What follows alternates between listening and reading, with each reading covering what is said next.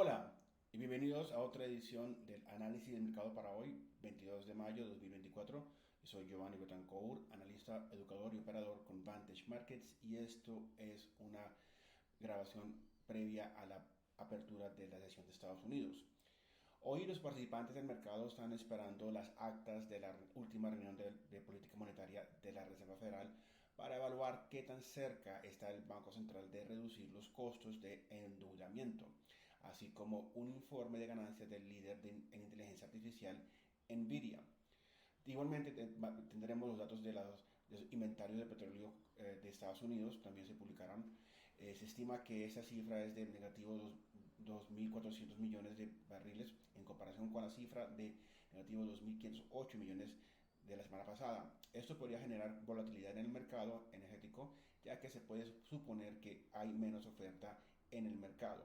En cuestión a la sesión de Europa, el Eurostock 50 ha bajado un negativo 0,38% esta mañana, mientras los inversores asimilaban los datos de inflación de Gran Bretaña.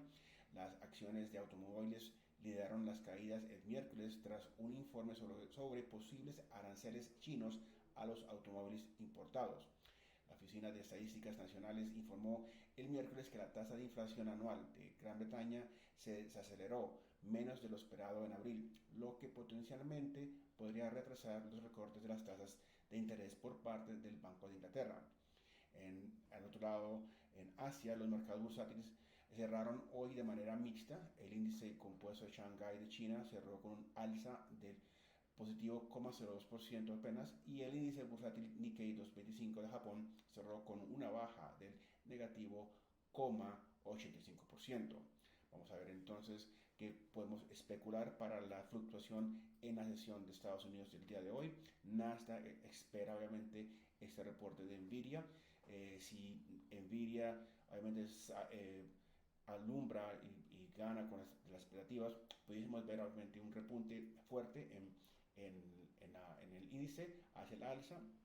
De lo contrario, se puede esperar de que el índice haga una corrección profunda o una corrección más fuerte, y veamos otra vez, probablemente vengamos a fluctuar por debajo de nuestro nivel de soporte. Igualmente podemos venir también a tomar 18.700 como ese valor intradía. Tengo mi resistencia a los 18.850.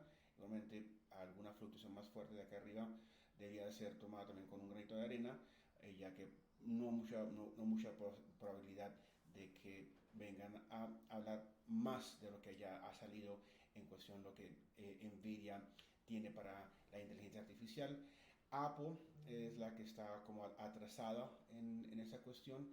Se está esperando que Apple, siendo tan innovadora, venga a dar luz acerca de sus proyectos en lo que es la IA, que aún no lo ha hecho. Entonces también Apple, que va a hacerlo, va a hablar de esto en un par de semanas, podría ser una buena opción de empezar a tomar algunas posiciones en Apple.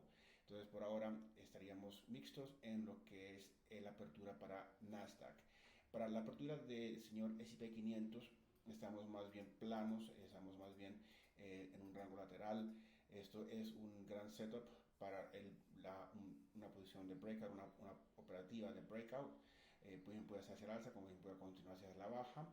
5.300 es el valor de soporte, 5.375 es de resistencia.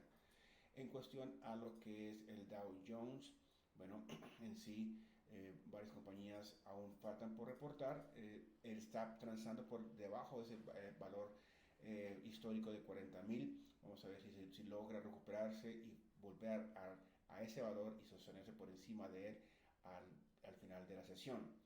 Petróleo es el que estamos obviamente también esperando acerca de su notificación de inventarios.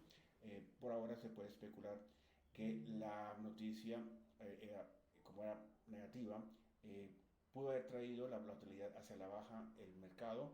Se ha recuperado un poco esperando esa noticia. Vamos a ver si logra recuperarse y transar por encima de los 78, que es un piso que ha venido generando en sí por varias semanas.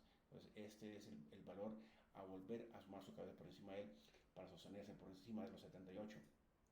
Gas natural, después de haber estado haciendo grandes movimientos alcistas, finalmente ayer tocó los 2,71 y se retractó rápidamente cerrando al rojo.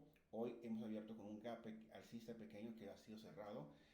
Puede que este movimiento sea simplemente una toma de ganancias para volver a elevar o volver a llevar el, el gas natural hacia el alza. Vamos a suponer que con 2,60 podría ser ese punto donde vengamos a ver si continúa con ese movimiento alcista.